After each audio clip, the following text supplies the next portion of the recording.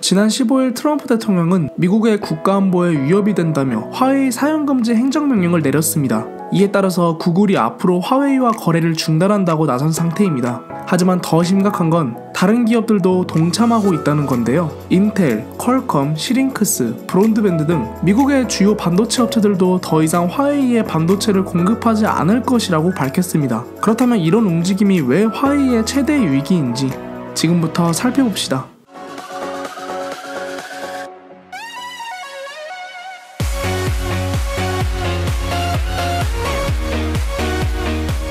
먼저 구글의 제재입니다. 세계 최대의 검색 엔진인 구글은 화웨이와 오픈소스 라이센스 제품을 제외한 하드웨어 및 소프트웨어 제품의 거래를 중단한다고 전했습니다. 이에 따라 화웨이는 스마트폰의 안드로이드 운영체계 업데이트가 더 이상 불가능하게 되었습니다. 또한 화웨이가 새로 출시할 4세대 스마트폰들은 구글 플레이 스토어와 지메일 앱 등의 애플리케이션들을 탑재하는 것도 금지됩니다. 요약해보면 앞으로 화웨이 폰을 통한 안드로이드 업데이트는 불가능하며 기존의 스마트폰은 구글 플레이 스토어와 지메일이 가능하지만 차세대 출시될 스마트폰들에서는 불가능합니다. 하지만 이보다 더 큰 문제는 퀄컴과 인텔의 거래 중단입니다. 현재 퀄컴의 LTE 통신칩 시장 점유율은 44.7%입니다. 또한 5G 통신칩 시장은 87.9%를 퀄컴이 차지하고 있습니다. 화웨이는 자체 반도체와 통신칩 생산이 불가능하며 지금까지 퀄컴을 통해 수입하고 있었습니다. 즉 미국 반도체 업체들에게 크게 의존하고 있던 화웨이는 이번 거래 중단을 통해 반도체 국산화를 통한 생산밖에 방법이 없으며 특히 5G 시장은 개발에 큰 차질을 빚을 것입니다.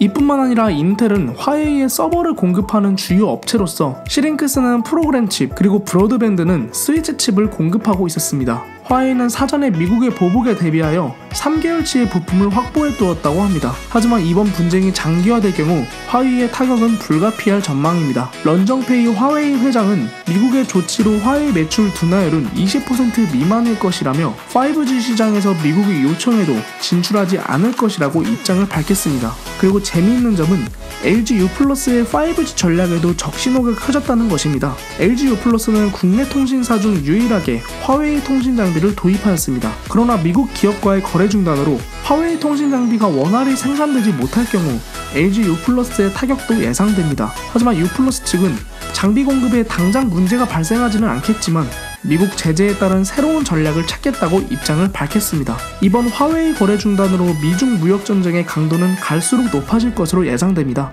앞으로 분쟁은 얼마나 장기화되며 화웨이의 미래는 어떻게 될까요? 영상이 유익하셨다면 구독과 좋아요 부탁드립니다. 매주 전하는 유익한 시사상식 3분 상식이었습니다.